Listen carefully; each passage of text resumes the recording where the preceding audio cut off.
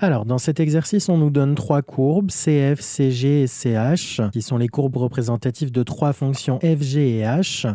Et en dessous, on a trois autres courbes, C1, C2 et C3, qui vont être les courbes des dérivées de ces fonctions. Le but ici, c'est d'associer chaque dérivée à la fonction qui lui correspond.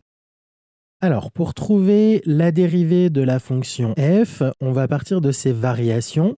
La fonction f, elle est décroissante sur moins l'infini 1 et croissante sur 1 plus l'infini. Ça veut dire que sa dérivée, c'est une fonction qui va être négative sur moins l'infini 1 et positive sur 1 plus l'infini. La seule fonction qui peut correspondre, c'est la fonction de la courbe C2. Ensuite, la fonction h est une fonction qui est strictement décroissante sur l'ensemble des nombres réels. Donc sa dérivée va être une fonction qui est strictement négative sur l'ensemble des nombres réels. C'est donc la fonction qui correspond à la courbe C3. Et donc, finalement, la dérivée de la fonction g, c'est la fonction qui est représentée par la courbe C1.